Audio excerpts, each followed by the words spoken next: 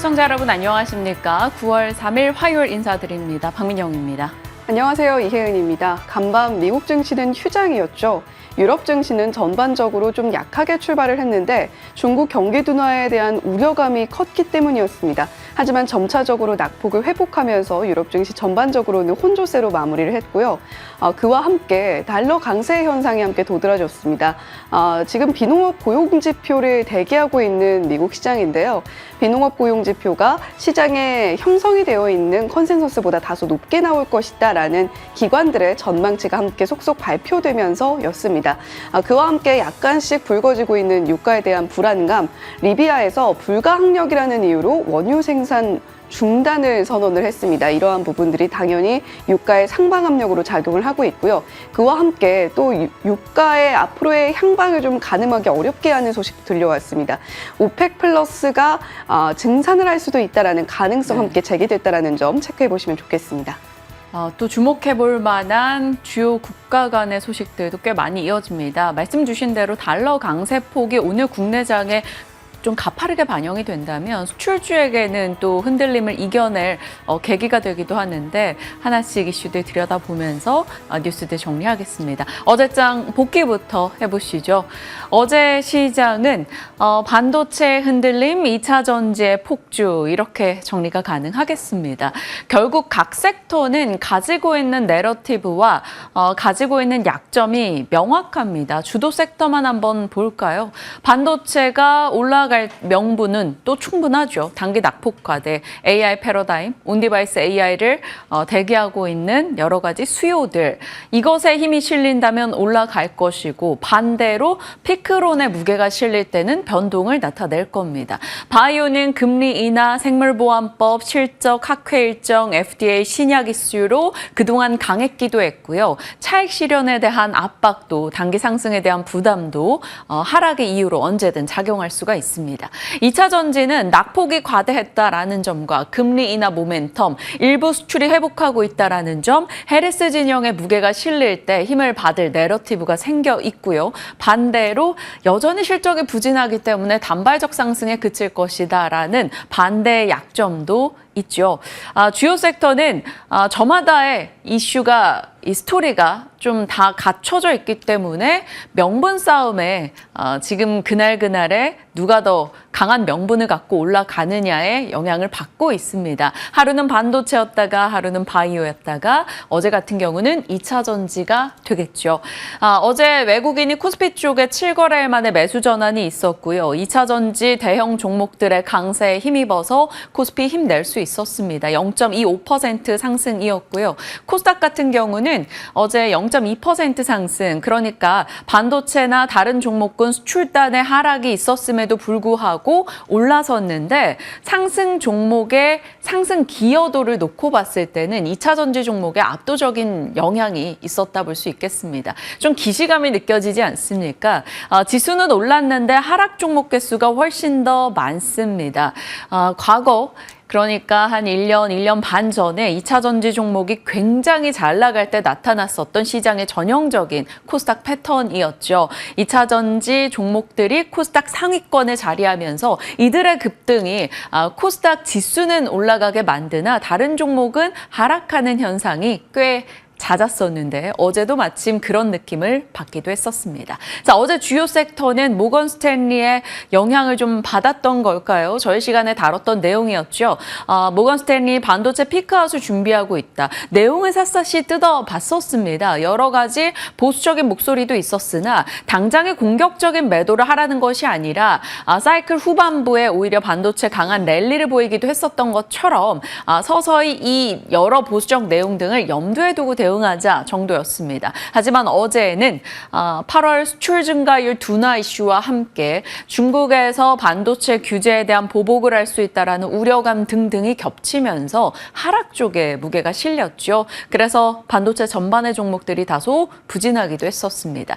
자, 반면에 배터리 쪽에는 모건 스탠리가 긍정의 의견을 냈죠. 한국 배터리 투자 의견을 상향했고 유럽의 탄소 배출 규제 강화는 결국 한국 업체들이 수혜를 볼 것이다. 이렇게 언급하기도 했었습니다. 특히나 LG 에너지 솔루션의 목표 주가 55만 원은 상당히 공격적으로 느껴졌었는데요. 어제 LG 에너지 솔루션 6% 이상의 급등 나타나기도 했었습니다. 코스피 상승 지수 기어도 1위부터 5위권 종목 모두가 2차 전지였던 어제입니다. 자, 반도체와 2차 전지의 흐름이 어제는 좀 많이 명확하게 갈렸다라는 점 눈에 띄는 특징이었죠. 자, 코스닥 시가총액 상위 순위 보시죠. 하루 만에 알테오젠이 내려오고 HLB가 내려왔습니다. 에코프로와 에코프로 BM이 위로 올라가는 흐름 나타나기도 했네요. 이쯤 되면 2차 전지 어디야 질문을 다시 한번 던지게 되죠. 반도체 바이오의 순환 과정 속에서 어제는 반도체 음봉, 2차 전지는 양봉의 흐름이 나오기도 했습니다. 물론 장 후반에 약간의 상승폭이 둔화되는 흐름은 있기도 했네요. LG 에너지 솔루션부터 해서 전고체까지 최근에 셀업체들 전고체 이렇게 추세가 조금 달라지고 있다는 점을 말씀드렸었는데 그 시작은 어찌 보면 금리 인하에 대한 모멘텀 그리고 배터리 포비아에서 시작되지 않았을까 싶습니다.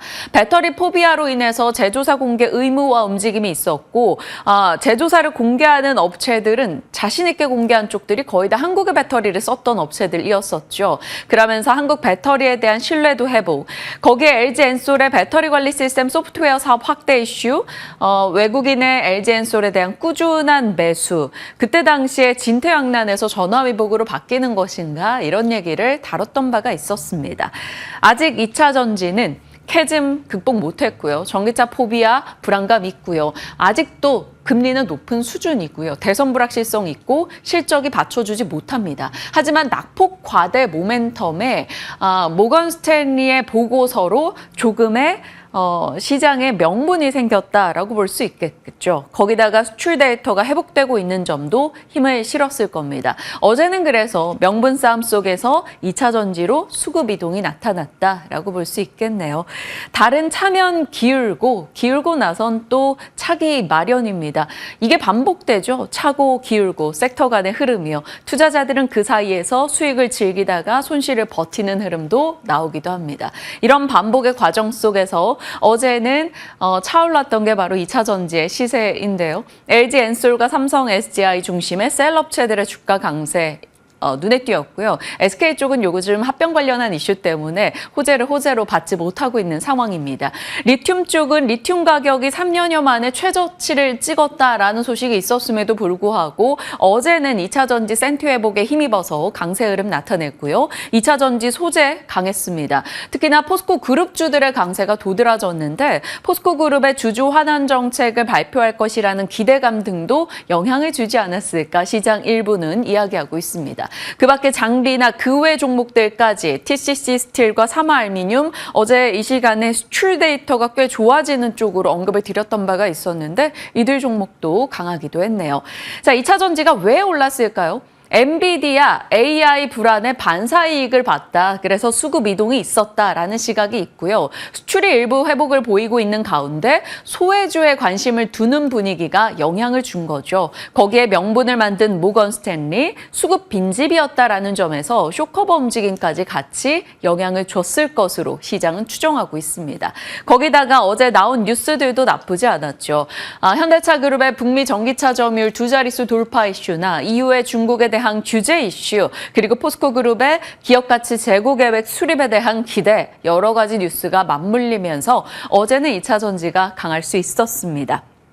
자, 지금부터는 지속 가능한가, 그리고 섹터 내에서도 선별 작업이 좀 중요할 수 있겠다라는 생각이 드는데요. 지금은 뭐니 해도 LG 엔솔이 앞단에서 다른 종목군을 끌고 가고 있는 분위기인데 LG 에너지 솔루션의 차트 한번 보실까요? 4주 연속해서 상승하는 흐름이 나타나고 있습니다. 그렇기 때문에 부담스러울 수가 있다라는 거죠. 어제는 40만 원까지 돌파를 한 상황. 물론 모건의 목표가 55만 원까지는 아직 여력이 남아있긴 합니다만 상승에 대한 부담을 느끼는 게 지금 시장의 특징 특징이라면 LG엔솔도 상승 부담을 가져갈 수 있을 겁니다. 그러면 LG엔솔 중심으로 선택을 해야 될지 2차 전지 내에서 다른 종목을 골라봐야 될지 고민되죠. 잠시 후에 이야기 나눠보겠습니다. 자, 어찌됐건 2차 전지에 대해 끊임없이 의심을 하면서도 뉴스와 수급이 최근에 붙고 있기 때문에 지속적으로 브리핑을 하고 있는 상황인데요. 라이즈 2차 전지 탑10 인버스 같은 경우는 올해 정말 꾸준하게 40% 정도 올라왔습니다. 인버스니까 2차 전지가 빠질 때 강하죠. 그러다가 최근 들어서 각종 이평선을 이탈하는 흐름이 나타나고 있습니다. 추세선을 이탈하고 있다. 2차 전지가 정말 찐 반등을 주고 있는 것인가? 시장은 고민을 할 수밖에 없습니다. 일단은 2차 전지 관련한 뉴스들도 계속 나오긴 하네요. 상하프론테크가 호재성 이슈가 들려왔습니다. 삼성 SDI에 각형 배터리 부품을 공급하는데 그게 캡 어셈블리라는 부품입니다. 폭발 방지 안전 부품으로 여겨지죠. 기존에는 삼성 SDI에 신흥 SEC가 납품을 했었기 때문에 그 시장을 치고 들어간 건데요. 상하프론테크와 신흥 SEC 좀 달리 봐야 되는 것인지 궁금합니다. 일단 어제장은 상하프론테크가 0.6% 올랐는데 2차 전지가 시세 탈 때 이 종목이 이 호재를 반영해 줄 수 있을지 지켜보도록 하겠습니다.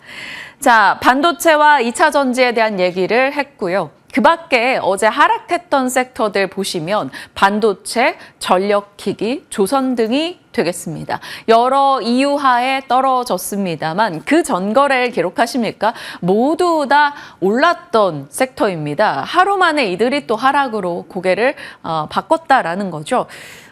그만큼 상반기에 삼수겸장 섹터로 주도했던 이들이 하반기 들어서는 변동을 꽤 보여주고 있습니다. 이들의 변동의 이유는 달러 강세에 대한 수혜였다가 최근에는 달러 약세 혹은 원화 강세 이런 아시아 통화 강세 움직임이 나오고 있다 보니까 오히려 피해로 해석하는 시각이 나오고 있죠.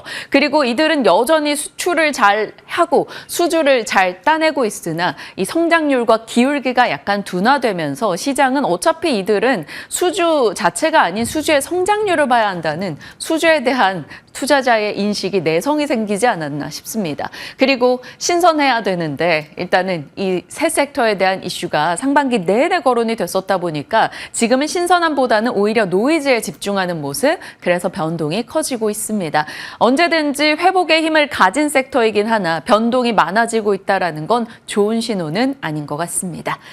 자, 커지지 않는 풍선은 아쉽지만 그러니까 새로운 유동자금이 마구 들어와서 풍선 자체가 커져야 하는데 이 작은 풍선 안에서 이쪽 누르니 이쪽 올라가고 이쪽 누르니 이쪽 올라가고 이런 흐름이 계속 반복되고 있는 게 현재 시장의 한계다라는 지적이 많죠. 그 여러 가지 이유로는 금투세와 같은 이 규제에 대한 경계감, 유동성이 부족해서 하나 오르면 하나 내려가는 패턴의 반복. 이것은 결국 박스권 내 순환매 속도를 올려가고 있습니다. 그 전거래일 다 올랐던 섹터가 하루 만에 다 하락하는 흐름이 나오는 것도 이 맥락과 추세 없는 흐름이 나오는 것도 그 이유가 되겠죠.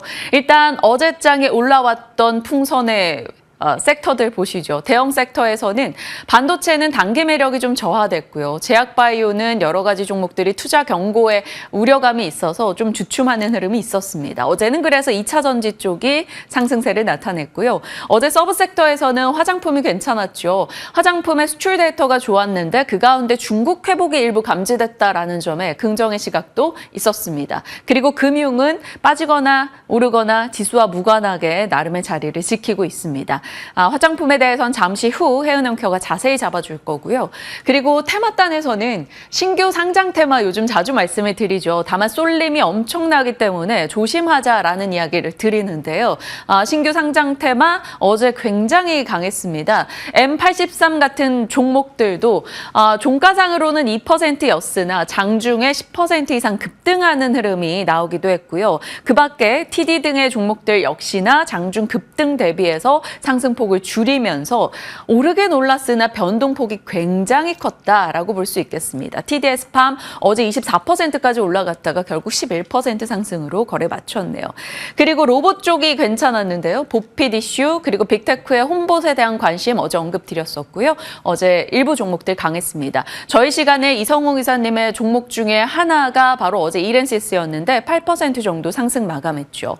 그리고 STO가 등장했는데 간만에 등장이라 테마단에서 당분간 또 주목받지 않을까라는 기대감도 나오고 있습니다. 자, 대형 섹터, 서브 섹터, 테마 섹터 모두 다 어제 특징은 이들은 한동안 단기 조정을 받았던 아니면 장기 조정 섹터였던 빈집이라는 점이죠. 수급의 이동이 빈집으로 흘러 들어갔다라고 볼 수 있겠습니다. 자, 풍선이 커지지 않고 이렇게 한쪽 누르면 한쪽 내려가는 그런 상황이 반복되는 것을 두고 원형적 사고로 좀 긍정적인 회로를 돌려본다면 그래서 한쪽 올라가고 한쪽 내려갈 때 이 내려간 쪽에서 빠르게 싸게 매수할 수 있는 기회로 활용하면 되지 않을까 문득 이런 생각도 듭니다. 물론 말이 쉽지 언제나 선택은 어렵다라는 건 알고 있습니다. 잠시 후 전략단에서 저희 같이 고민해 보도록 할게요. 자, 박앵과의 연결고리 중에 하나 이거는 주의하자라는 차원에서 말씀을 드립니다. 지금 시세적으로 굉장히 뜨거운 게 바로 신규 상장주입니다. 시장이 주도 섹터가 없다 보니까 조그만 돈을 투입해서 강력하게 주가 상승이 나오는 이쪽으로 많이들 관심이 집중되어 있습니다. 최근에 신규 상장 종목들 최근 혹은 그 전 최근까지 갔을 때 분류할 수 있는 대로 분류를 해봤습니다. 헬스케어 쪽에서는 엑셀세라피틱스, 이엔셀, 이엔셀은 투자 경고 주의까지 나와 있는 상황이고요. 소프트웨어 쪽 디페이크 쪽에서는 M83, 콘텐츠는 아이스크림 미디어, 로봇, PNS 미케닉스 이 종목 같은 경우는 어제 저희 나종식 어드바이저죠. 황매기 포착 종목이기도 했었습니다. 그러면서 상한가로 마무리가 되기도 했어요. 30% 급등이었습니다. 잠시 후 이 종목에 대해서는 좀 더 자세히 나눠보겠고요. 어찌됐건 신규 상장이라는 키워드 하나에 굉장히 많은 종목들이 붙기 시작했다라는 점, 시장이 이쪽에 관심을 두고 있으나 정말 단기 트레이딩에 능하신 고수의 영역이 아닐까라는 생각이 듭니다. 그래서 주의 차원에서 말씀을 드리고요. 요즘 해리스의 지지율이 휘청이고 있다라는 얘기가 많이 나옵니다. 세금 관련한 이슈라던가 트럼프에 대한 원색적 비난 등이 지지율을 떨구고 있다라는 소식이 들려오는데 다시 한번 트럼프 트레이드에 대한 염두를 둬야 될까요? 좀 지켜보겠습니다. 그러다 보니 9월 중순에 있을 TV 토론에 대한 관심도가 그 어느 때보다 높아지고 있습니다. 자, 오늘의 연결고리는 로봇으로 잡아봤는데요. 우리가 잊고 있었던 로봇의 내러티브 다시 한번 꺼내 들어볼까요? 임금 인플레와 저출산, 노동력을 대체하기 위해 결국 로봇이 필요하다. 실제로 키오스크 도입률은 어마어마하게 몇 년 사이 올라가고 있습니다. AI가 머리라면 로봇은 몸이고 결국 시장은 리쇼어링하며 공장을 많이 짓는데 그 가운데 거의 다 스마트 팩토리 자동화를 택하고 있다라는 겁니다. 거기에 로봇의 활용처가 늘어나고 있습니다. 의료, 푸드, 전쟁, 서빙, 배달 등등에요. 대기업의 아낌없는 투자, 삼성, 현대, LG, SK, 두산, 한화, 거기에 빅테크까지 모두 뛰어들고 있는 상황이죠.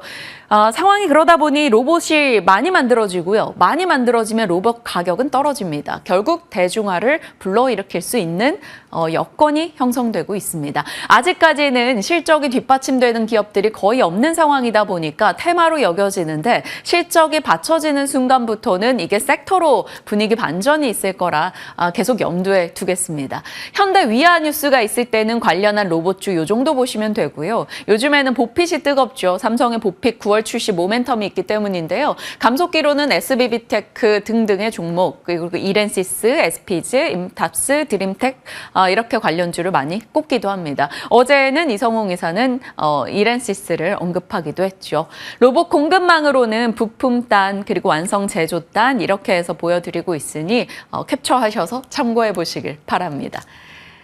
좀 더 세분화해서 들어가 본다면 휴머노이드 로봇이 올해 참 거론이 많기는 했죠. 일단 빅테크의 궁극적인 목표는 휴머노이드 로봇이 아닌가 싶기도 합니다. 왜냐하면 보스턴 다이내믹스, 그러니까 현대차 쪽과 연결되어 있는 이쪽은 아틀라스를 작년 1월에 공개했고요. 테슬라는 옵티머스 계속적으로 공개하죠. 계란 잡고 스쿼트하는 영상도 보여드린 바 있었습니다. 오픈 AI도 사과를 주고받고 선반 정리하는 피규어 공개를 했었고 엔비디아도 올해 오렌지와 그레이를 실적 내놓고 공개했던 바가 있었습니다. 이런 식으로 시장은 위험한 업무와 가사 분야 혹은 단순 반복 업무부터 시작해서 로봇에 대한 투입을 계속 늘려가고 있습니다. 휴머노이드 로봇이든 아니면 스마트 팩토리에서 산업용 로봇이든 간에 반드시 필요한 것은 결국 액추에이터 등인데요. 로봇이 이동하는데 선형 혹은 회전형으로 관절을 돌리듯이 움직임을 보이려면 이런 부품단이 들어갈 수밖에 없다라는 겁니다. 거기다가 산업용 로봇과 협동 로봇의 차이는 인간과 함께 일할 수 있는 게 바로 협동 로봇이죠. 그러려면 힘이 있어야 되고 힘을 조절하는 토크 센서를 갖춰야 합니다. 그 맥락에서 관련한 종목들 요 정도로 대신증권이 분류하고 있네요. 언제나 분류는 쉬운데 선택은 어렵다라는 점입니다. 시장의 분위기가 참 고민돼요. 어찌 보면 실적이 나오는 감속기 쪽, 요런 쪽 중심으로 대응을 하는 것이 올바른 투자인가라는 생각이 들기도 합니다만 시장의 관심은 지금 새로운 종목에 좀 집중이 되는 분위기라서요. 어제 올랐던 PNS 미케닉스도 마찬가지입니다. 의료용 재활 로봇 제조사이죠. 전일 급등을 했음에도 불구하고 공모가 22,000원을 여전히 하회하고 있습니다. 어제장은 개인과 외국인의 매수가 있었죠. 이 종목이 갈 만한 이유가 무엇이 있을까 추정을 해볼까요? 의료용 재활 로봇의 시장 성장률이 가파르다라는 점, 거기에 재활 로봇의 라인업을 잘 갖고 있고 앞으로도 갖출 예정이라는 점도 꼽아볼 수 있겠습니다. 거기에 시장은 지금 보핏의 등장으로 인해서 산업용 로봇에서 웨어러블 로봇으로 관심도가 좀 확장되고 있는 것도 하나의 근거가 될 수 있겠죠. 하지만 어제장에는 사실 이러한 이유가 일부 영향을 주었다면 무엇보다도 신규 상장주라는 점, 그리고 바닥권에서 신규 상장주들이 순차적인 반등을 하고 있었기 때문에 PNS 메케닉스도 같이 뒤따라간 게 아닐까 이렇게 볼 수 있겠습니다. 결국에는 기업 내용보다는 아직까지는 정말 수급에 의한 테마장으로 볼 수 있다라는 거죠. 어떤 종목을 선택해야 될지 고민이 됩니다. 종목 선택에 따라 아마 투자 시계도 달라질 건데 오늘 로봇에 대해서 의견을 좀 빠삭하게 주고 계시는 김태성 이사님과 함께 할 거니까요. 기다려 주시죠. 자, 그리고 또 하나 뉴스가 보여서 일단 정리를 해봤습니다. 야당에서 쿠팡의 심야 노동의 위험성과 공적 규제 방안을 두고 이제 토론회를 가졌다라는 소식인데요. 쿠팡 로지스틱스 서비스 근로자가 과로사했던 것이 계기가 돼서 관련한 규제를 강화한다라는 내용입니다. 규제에 대한 이야기 등이 계속 나오고 있다라는 건데요. 그러면 물류 로봇 관련해서 종목들을 일단 추려봐야겠다 싶어서 정리를 해봤습니다. 쿠팡의 스마트 팩토리 로봇을 납품한 적이 있는 코닉 오토메이션, 쿠팡과 물류 자동화 계약을 맺어왔었던 현대 무벡스, 그리고 물류 산업이나 물류 로봇 관련한 사업부를 갖고 있는 종목들 일단 정리를 했으니 참고용으로 마침 로봇 얘기를 하는데 뉴스가 보여서 넣어봤으니까요. 체크하시죠. 오늘 증권가 보고서 업데이트 내용 입니다. 신세계푸드에 대한 IBK 투자의 목표가 58,000원 제시가 눈에 띄네요. 그동안 많이 못 갔었기 때문에 상승 여력이 굉장히 높게 잡힙니다. 어제 종가가 36,000원대. 그러면 이 목표가 기준이면 한 60% 간다라는 내용인 거죠. 단체 급식의 대규모 사업장 수주, 비효율 사이트 정리, 수익성 개선 등으로 실적이 좋았다라는 내용을 근거로 해서 보고서를 작성했습니다. 그리고 어제는 제약바이오가 쉬어가는 분위기였습니다. 물론 알테오제는 회복으로 마무리를 했던 어제이긴 합니다만 제약바이오의 보고서가 업데이트가 된대요. 솔립은 소외를 만든다. 지금은 엄청 올라간 종목들이 많은데 그 외 종목이 꽤 소외되어 있다. 소외된 종목 내에서 업사이드 여력이 큰 종목을 찾아보자라는 내용입니다. 신약 가치를 인정받지 못하고 있는 제약사로 한미약품과 HK, 이노엔을 탑픽으로 꼽았고요. 소외로 잊혀져 있는 시총 5천억 미만의 중소형 바이오텍도 옥석 가리게 하면 좋을 거다라고 얘기하네요. 지아이노베이션과 브릿지 바이오 테라퓨틱스를 탑픽으로 각각 제시하기도 했습니다. 참고하시면서 오늘 반영의 여부 점검하시죠. 이번 주 일정입니다. 오늘 삼성 SDS 리얼 서밋 개최 이슈 있죠. 어제도 말씀드렸다시피 소프트웨어 쪽에서 삼성 SDS 엠로가 관련주로 연결이 될 수 있을 거고요. 이제 수요일이면 졸츠 보고서 그리고 세미콘 타이완 반도체단의 행사도 예정이 돼 있고요. 무엇보다 중요한 것은 미국의 8월 고용 동향 보고서 금요일에 나오는 내용일 겁니다. 이를 앞둔 경계감도 시장은 꽤 반영을 하고 있네요. 그 밖에 추석 전 현금 비중 이슈는 어제 전해드렸던 내용과 동일합니다. 대선 토론을 앞두고 있고 FOMC와 BOJ 등이 추석 바로 끝나고 연결이 된다라는 점, 밸류업 반도체 대왕거래 원전, 전기차, 로보택시 각각의 9월 달부터 염두에 둬야 될 일정까지 정리했으니까요. 이렇게 체크해놓고 섹터 방향 잡으실 때 같이 고려해 보시길 바랍니다. 시장에 대한 이야기 풀어봤습니다. 오늘의 섹터는 어느 쪽으로 잡으셨는지 궁금하네요. 네, 얼마 전에 이 브리핑 시간에 K뷰티에 대한 이야기를 다뤄드린 바가 있습니다. 그리고 오늘 오프닝에서 민영 앵커가 환율에 대한 언급을 또 해주셨죠. 최근 들어서 원화 강세 현상이 나타나면서 수출주의 매력이 떨어진다라는 이야기를 좀 했었는데 간밤에는 달러 강세 현상이 다시 나타났습니다. 수출주 관련해서 센티멘탈 강화될 수 있는 하나의 요인이 될 수 있을 텐데 오늘 좀 제목을 이렇게 지어봤습니다. 수정 화장. 여성분들이라면 아마 아실 겁니다. 화장을 예쁘게 뽀송하게 하고 나가면 시간이 좀 지났다 싶으면 입술색도 옅어지고 여기저기 기름도 올라오고 들뜨기도 합니다. 이럴 때 팩트를 꺼내서 눌러주기도 하고 입술도 다시 바르고 수정 화장을 하게 되는데요. 화장품주의 지난해 말 그리고 올해 상반기를 들여다보면 뽀송하게 화장을 하고 예쁜 얼굴을 좀 드러내던 시기였습니다. 그에 따라서 관련주들도 함께 방긋 웃는 모습들을 보여줬는데 더운 여름에는 화장이 더욱더 빨리 쉽게 무너지기 마련이죠. 그에 따라서 주가도 함께 무너졌는지 8월에 좀 분위기가 좋지는 않았습니다. 그런데 8월 화장품 수출액이 발표가 되면서 어제 시장에서 또 한 번 좀 부각을 받는 모습을 보여줬는데요. 8월에 화장품 수출액이 8억 5천 달러 가량으로 집계가 됐습니다. 연간의 성장세로 들여다보면 전년 동기 대비 21%의 성장세였는데 화장품뿐만이 아니라 5대 유망 소비재들과 함께 비교를 해봐도 화장품 관련 수출 동향이 굉장히 좋게 나타나고 있음을 확인이 가능합니다. 5대 유망 소비재 중에서 농수산식품, 패션, 의류는 떨어진 반면에 화장품, 생활유아용품, 의약품의 퍼포먼스는 여전히 좋은 흐름을 유지하고 있다라는 부분에 방점이 찍힐 텐데요. 무엇보다 K뷰티가 1월에서 8월 사이에 누적 수출액이 8조 6천억 원 가량이었습니다. 올해 100억 달러를 이 추세라면 돌파해 줄 수 있지 않을까. 그러니까 한 13조 원 넘게 수출이 가능하지 않을까라는 이야기가 흘러나오고 있습니다. 화장품주들의 주가는 잠시 흔들렸으나 수정 화장으로 주가 역시 함께 나아갈 수 있을까? 그 부분이 오늘 브리핑의 포인트가 될 것 같은데요. 자, 그렇다면 수급의 빈집 채우기 관점에서 화장품주를 바라보는 것은 어떨까라는 것도 저희가 투자 아이디어로 얻어볼 수 있을 것 같습니다. 8월 말 기준으로 코스피 업종별 한 달 수익률을 들여다봤더니요. 하락률 상위 5개 업종 중에 두 번째로 화장품 의류 업종이 이름을 올렸습니다. 뼈 아팠던 반도체 업종의 하락 그 뒤를 잇는 쪽으로 화장품 의류 쪽이 선택이 됐었던 거죠. 2분기 실적 발표 전후로 고점 대비 한 23%가량 하락하는 흐름을 보여줬고 업종 합산으로 시총이 6월에서 8월 그러니까 두 달 남짓한 사이에 7조 원가량이 증발하는 모습을 보여주기도 했습니다.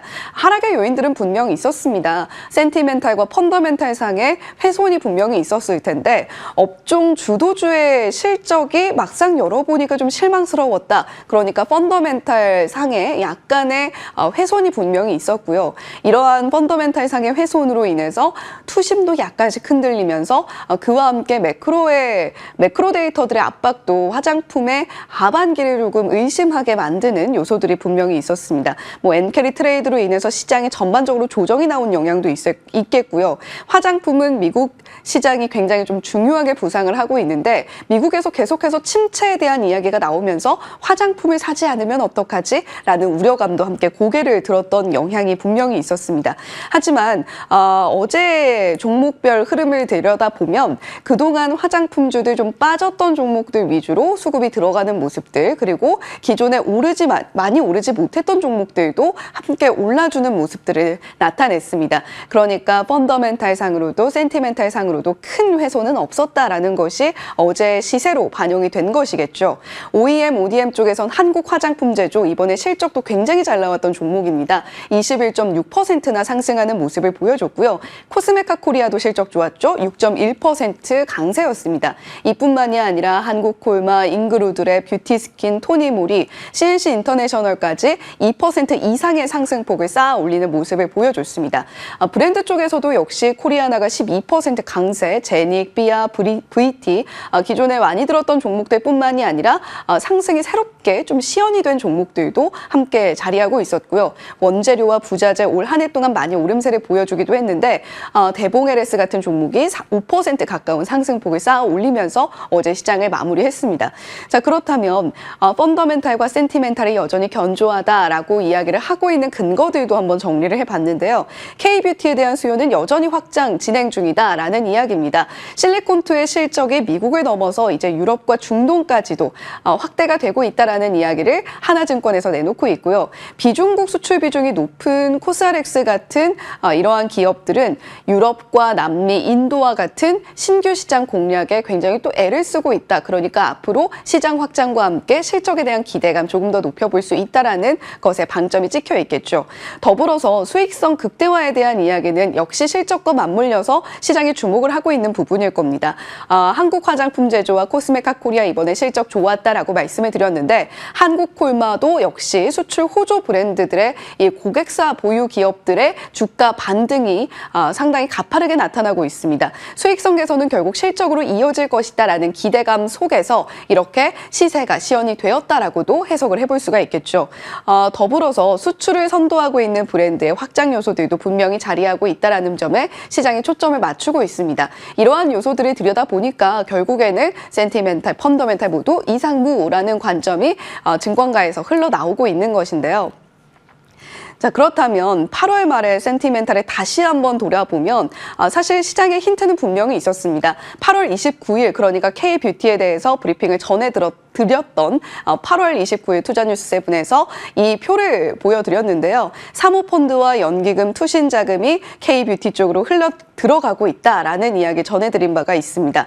코스맥스, 잉그루드랩, 한국 화장품 제조, VT 앞서서 거의 다 보신 종목들인데요. 이뿐만이 아니라 톡신 관련주들, 의료, 미용, 의료기기 관련주들도 역시 이때 함께 다뤄드린 바가 있습니다. 하지만 화장품주를 말씀을 드릴 때 결국 방점은 과매도화에 대한 매수세가 유입이 되고 있다라는 것을 자금의 흐름을 통해서 증명을 하고 있고 무엇보다 투자 포인트가 훼손된 것이 아니다. 하반기 주가에 있어서 하락세가 과도했던 만큼 저점 매수의 기회로 삼아보는 것이 어떻겠냐라는 증권가 코멘트가 있었다라는 부분도 함께 전해드렸습니다.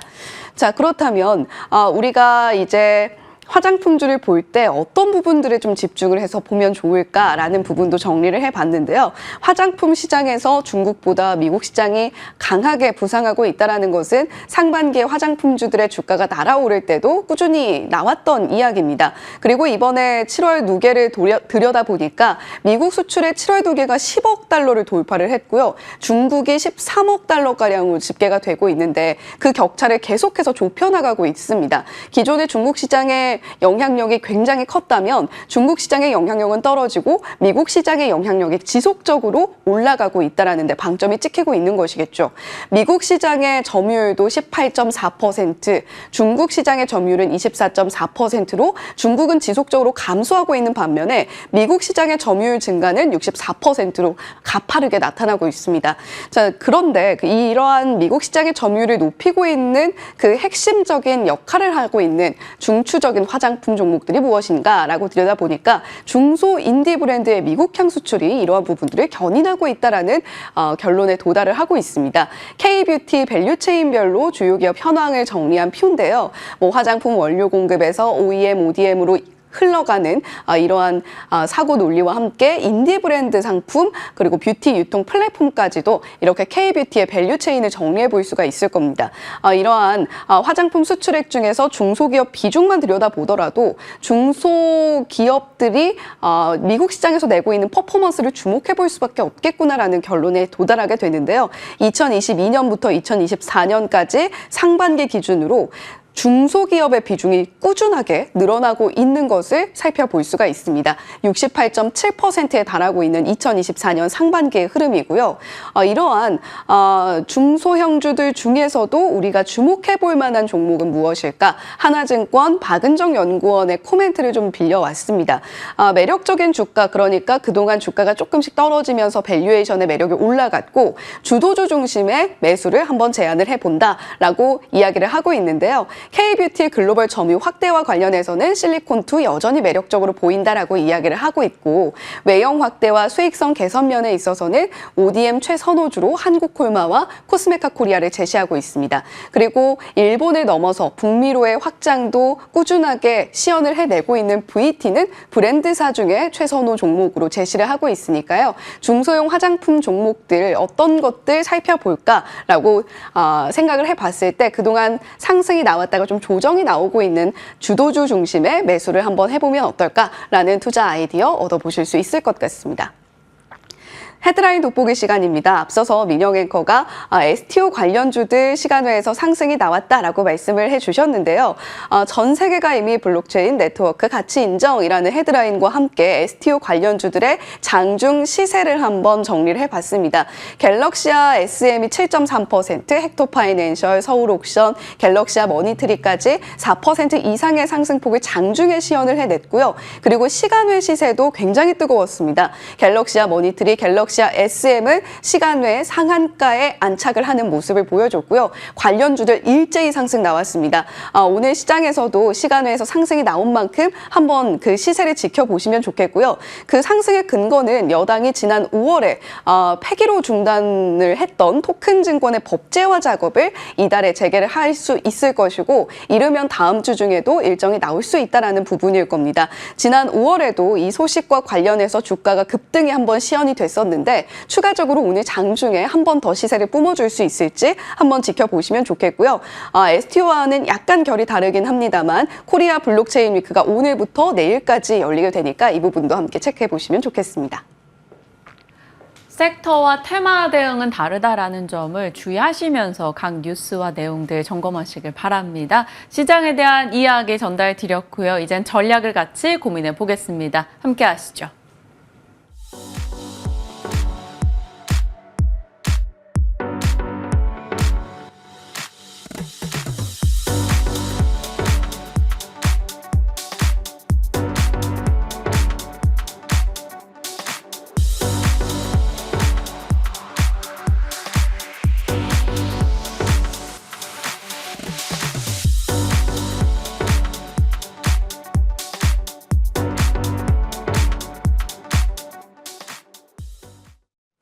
시장에 대한 이야기 풀어가겠습니다. 김태성 본부장 자리하셨네요. 어서 오세요. 네, 안녕하세요. 안녕하십니까. 8월 지나고 9월 열렸습니다. 네. 어제 시장은 이제 새로운 달이 시작되는 여러 가지 수급 이슈도 소화했고요.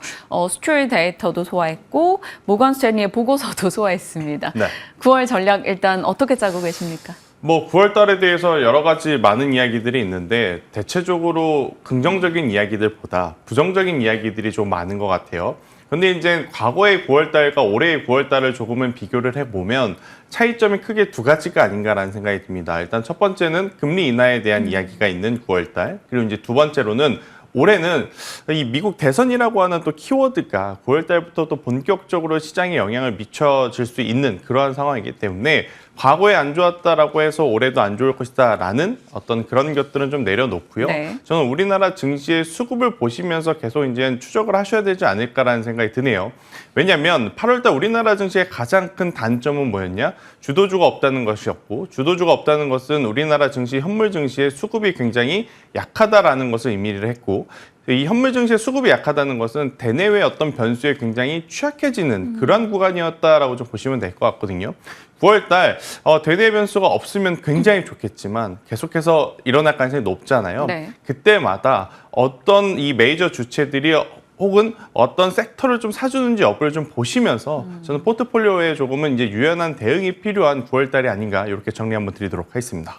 그러면 각 섹터에 대한 코멘트를 잠깐씩 듣겠습니다. 반도체의 하락 혹은 변동, 네. 2차 전지의 반등, 어떻게 의미 부여하고 대응 전략을 짜야 되는지 궁금해요. 일단 어제장의 시세에는 거래가 실린 상승이었다라는 점에서 네. 긍정적으로 볼 수 있겠더라고요. 일단 반도체부터 좀 이야기를 네. 드려보면 최근 반도체 하락에 대해서 과거에 2차 전지가 조금 조정이 시작되었을 때 그때를 좀 비교하신 분들이 좀 많은 것 네네. 같더라고요. 저는 이제 제 개인적인 생각이지만 그때의 2차 전지와 지금의 반도체는 확실하게 다른 펀더멘탈이 자리하고 있다. 이렇게 실적. 좀 보시면 될 것 같습니다. 엔비디아 실적이 안 좋았는가? 숫자는 굉장히 좋았거든요. 하지만 이제 그동안 우리에게 보여줬던 어떤 성장성 그리고 이제 우리가 기대했던 눈높이가 너무 높은 탓이었지 숫자가 굉장히 흔들릴 만큼의 실적은 아니었다라는 기준. 그리고 이제 우리나라 삼성전자, SK하이닉스 또한 올해 굉장히 또 좋은 성과들을 보여주고 있는 상황이기 때문에 펀더멘탈이 흔들리지 않고 단순히 이제 수급적으로 이제 이슈가 주가를 지금 짓누르고 있는 반도체 IT이기에 저는 그때 2차 전지와 이제 동일하게 비교한다라고 보는 것은 아니지 않겠는가라고 좀 말씀드려보면서 반도체 같은 경우에는 결국 우리가 엔비디아 실적을 기다렸는데 실적 이후에 그렇게까지 좋은 모습을 보이고 있지 않습니다. 그럼 지금 반도체 IT는 그 다음 또 어떤 것을 기다려야 하느냐? 바로 3분기 실적이겠죠. 아니 2분기 실적 발표 끝난 지가 언젠데 또 3분기 실적까지 기다려야 하면 그 공백은 어떻게 해? 많은 투자자분들이 고민하실 것 같은데 받아들여야 될 것 같습니다. 아무래도 이제 반도체 IT 같은 경우에는 3분기 실적이 좋게 나오게 되면 굉장히 가격적으로 지금 밸류에 대한 매력도는 나타나 있는 상황이거든요. 저는 그때까지는 반도체 IT에 너무 공격적인 투자 전략은 다소 독이 될 수 있지 않겠는가라는 생각이 들고 있고 아마 이 부분은 많은 투자자분들이 어제 거래일에서 공감함을 좀 네. 나타내지 않았나라는 생각이 듭니다. 오히려 반도체 쪽보다 2차 전지 쪽으로의 수급이 굉장히 강했던 하루, 정말 오랜만에 에코프로 그룹주와 포스코 그룹주가 같이 움직이는 올랐어요. 하루를 좀 봤던 것 같습니다. 그동안은 배터리 셀만 오르든지 에코프로 그룹주에서 몇 기업만 오르든지 혹은 포스코 그룹 내에서 한두 기업만 오르든지 그런 모습들이 좀 많이 나타났었는데 어제는 배터리 셀 3사가 앞에서 진두지휘하면서 포스코 그룹주와 에코프로 그룹주가 굉장히 좋은 모습을 보이는 좋은 하루였기 때문에 저는 이 기조는 지속적으로 이어질 가능성이 높다. 아마 많이들 들어보셨을 겁니다. 지금 2차 전지는 수급의 빈집이었기 때문에 작은 수급에도 지금 굉장히 민감하게 반응을 하고 있는 상황. 근데 이것보다 더 중요한 것은 뭐냐면 LG 에너지 솔루션의 명분이 있는 이유 있는 상승이 뒷받침되고 있다라는 거죠. 그러니까 섹터의 대장주인 LG 에너지 솔루션 일봉상 모든 이평선을 지금 돌파하고 올라가고 있습니다. 대신에 이제 주봉상 기준으로 보니까 주봉상 61선 이평선의 저항에 좀 걸려 있는 지금 상황이 되었더라고요. 여기서 이제 조금 조정이 나오더라도 가격적으로 크게 밀리지 않는다면 후발주자로 어제 움직였었던 포스코 그룹주, 에코프로 그룹주에게는 오히려 저는 더 좋은 환경이 될 수 있다. 그래서 이제 2차 전지 같은 경우에는 지속적으로 한 번 더 보셔야 되는데 네. 이제 문제는 이거죠. 추세 전환인 거냐? 아니면 이제 단기 반발세인 거냐? 저는 일단 추석 전까지 그러니까 다음 주 수요일 전, 그러니까 다음 주 화요일까지. 왜냐 이제 수요일부터는 금요일 날 또 현금을 팔아야 인출을 돼. 하려고 하시는 네. 분들이 매도를 하시기 때문에 화요일까지는 2차 전지에 대해서는 적극적으로 한번 보셔도 괜찮지 않겠는가라는 이야기를 조심스럽게 한번 드려보도록 하겠습니다. 그날 화요일에 또 출연하시잖아요. 네, 맞습니다. 네. 일주일 정도 시간 속에서 2차 전지에 대한 긍정의 시각을 일단 확인을 해 주셨고요. 그러면 2차 전지 내에서 말씀 주신 대로 LG 엔솔이 지금은 대장으로 명분 앞세워 끌고 그렇죠. 가고 있는데 4주간 올랐단 말이죠. 네. 말씀 주신 대로 약간 부담스러울 수도 있어요. 단기 상승은. 그러면 어느 종목을 탑픽으로 두고 일주일 대응해 볼까요? 저도 굉장히 고민을 좀 많이 했는데 아마 제 이야기에 공감 안 가신 분들도 많을 것 같아서 저도 제가 이 기업을 말해야 되나 되게 고민이 되는데요. 어딜까요? 분리막을 좀 보셨으면 좋겠다는 오. 생각이 듭니다.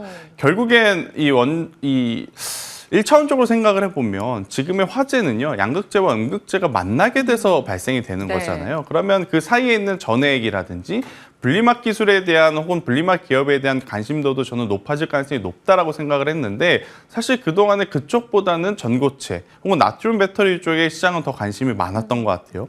근데 어제 정말 오랜만에 분리막 하면 크게 두 가지 기업밖에 없습니다. SKI 테크놀로지, WCP. 근데 이제 이들 기업의 대량 거래량들이 뭐 물론 블록딜에 대한 여파이긴 하지만 대량 거래량 혹은 메이저 주체들의 수급들이 지금 이어져 온 상황이기 때문에, 만약 LG에너지 솔루션이 여기서 조금 쉬어가는 이 상황에서 삼성 SDI가 추격하면서 잘만 받쳐주게 되면 저는 이 후발주자라고 볼 수 있는 분리막 기업들에 대한 추가 상승도 기대해 볼 여력은 충분하지 않겠는가. 그러니까 우리가 손익비를 좀 많이 따져봤었을 때 분리막 기업들 최근에 저점이 이탈하면 손절 라인을 잡자라고 하면 저는 최대 마이너스 7%의 손실이거든요. 근데 여기서 만약 반등을 하게 되면 최소 20에서 최대 40% 정도의 길적 반등까지 가능한 구간이기 때문에 하방보다는 업사이드 가능성이 그렇죠. 높다는 약간 손익비 기준으로 보면 저는 트레이딩 전략을 짜시는 분들에게는 이 분리막도 한번 살펴보셨으면 좋겠습니다. 그냥 네. 제가 무조건 긍정적이다라고 말씀드리는 것보다 이 부분에 대해서는 호불호가 확실하게 좀 갈릴 것 같거든요. 그래서 이건 시청자분들이 한번 살펴보시고 고민을 해보셔야 되지 않겠는가라는 의견 드리도록 하겠습니다. 알겠습니다. 하나의 아이디어고 제안이니까요. 참고해 보시길 바랍니다. 자, 이제 화장품으로 가겠습니다. 단기적으로 조정이 좀 있었습니다. 화장품이. 네. 그러다가 어제 이제 8월 달에 수출이 좋았다. 그리고 그 가운데서 미국 말고 중국도 좀 좋아졌다. 네. 뭐 요런 힘을 받았는데 탑픽은 노무라 보고서 보면 그냥 실리콘 튼 것 그렇죠. 같은데 그렇죠. 그거 동의하십니까? 저도 일단 동의하는 바인데 어제 상승이 제가 생각한 것보다 센 것도 저는 인정을 합니다. 그런데 이제 만약 이 주도 업종이었던 반도체와 제약바이오가 같이 움직이는 상황 속에서도 어제와 같은 흐름들이 화장품주들이 보여줄 수 있을까?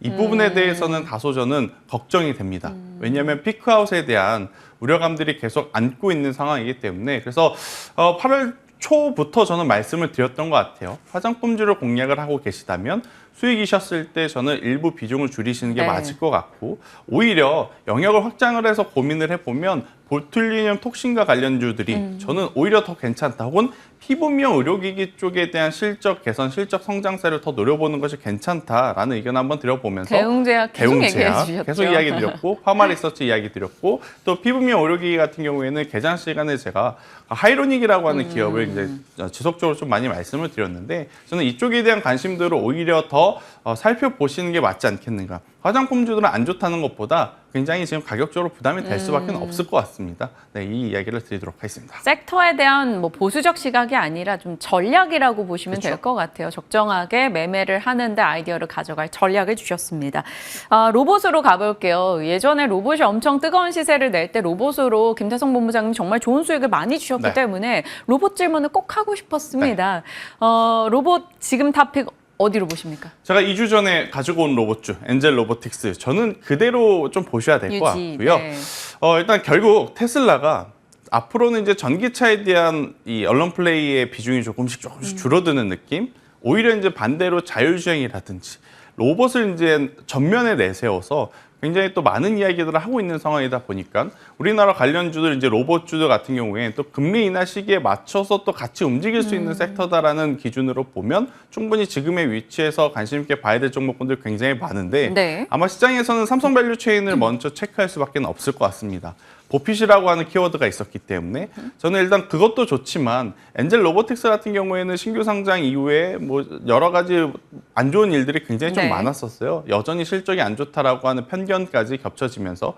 하지만 지금 이 로봇 시장에서 휴머노이드에 대한 관심도가 굉장히 높아지고 있는 상황, 그리고 웨어러블에 대한 어떤 관심도 또한 굉장히 중요해진 상황이기 때문에 이것을 이제 토탈적으로 자체적으로 자립할 수 있는 기업이 어디인가.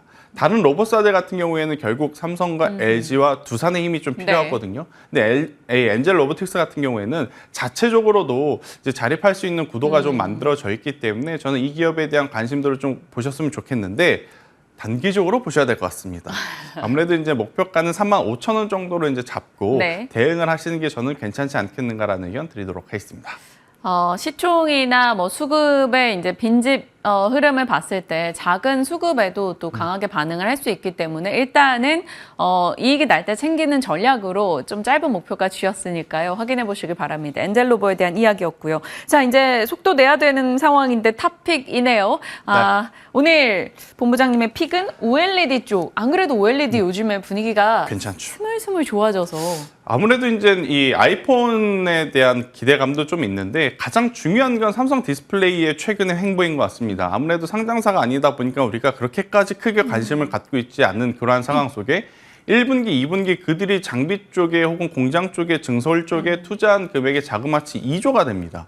그럼 YY 대비로 벌써 200%가 넘는 금액을 투자를 했다는 거거든요. 투자를 했다는 건 그만큼 또 많은 장비가 필요하다라고 연결지을 수 있기 때문에 저는 여러분들이 OLED 장비 쪽은 꼭 보셨으면 좋겠다라는 의견 한번 드려보도록 하겠고요.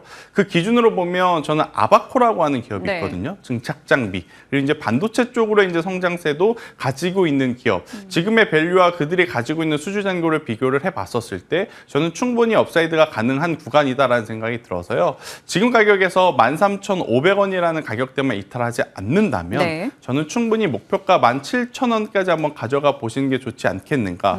만약에 기회라고 하면 오늘도 저는 좋지만 애플의 아이폰 출시 이후에 또 세로뉴스 우리나라는 또 민감하게 반응을 네. 하잖아요.